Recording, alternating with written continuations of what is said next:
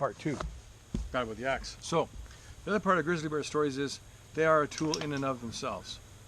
Sometimes you'll have a grizzly bear story talking about an HR situation, how to be more effective as a manager. Sometimes you'll talk about target market segmentation, how you're going to be more precise at creating a product or service which fits exactly the niche that you want, therefore you don't have any competition. Other times you might have a grizzly bear story talking about the geographic environment and how weather extremes could be an opportunity for you because your product fits a type of ruggedness which the other company's products don't have, right?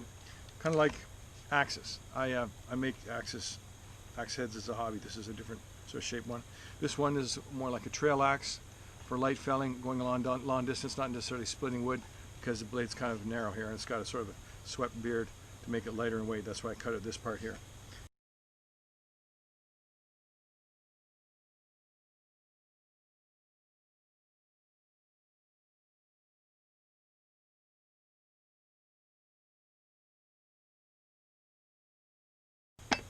This is more what you'd call a felling axe, okay? So more heavyweight, but still some of the beard swept out here. But you can see it's heavier around the head.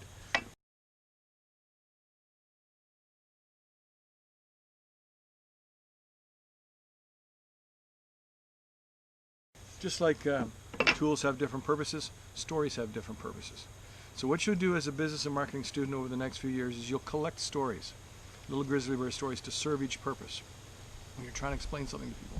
Because then you'll sound like a wise, intelligent, experienced person.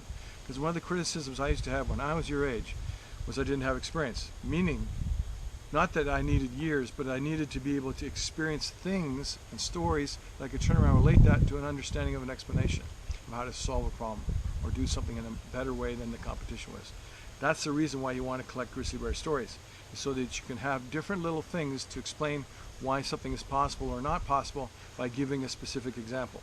Here's what happened with this company, or here's what happened with this company, they forgot about this, right?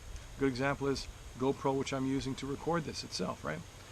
I put my hand up, I asked the students to put their hands up in class the other day and say to me, how many people know somebody who had a GoPro camera 2 or 3 years ago?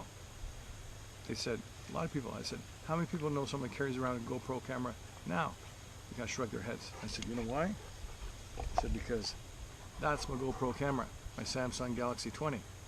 Why? Because it's got the ruggedness and features of a GoPro camera, and I've now got a whole bunch of brackets I can put on the side of my helmet and surfboard, etc. But I can upload it directly from here to the web. Can't do that with my GoPro. Gonna have to go into my home office, take the little micro SD card out, put it in a bigger SD card, put it in the side of my notebook computer, etc., etc. So grizzly bear stories, they're like tools. You need to collect them. You can get them from me or other people. You can get them from the news. You can get them from people who are at work telling you different things. You just pay attention and learn more grizzly bear stories or make them up yourself. I hope that's helpful.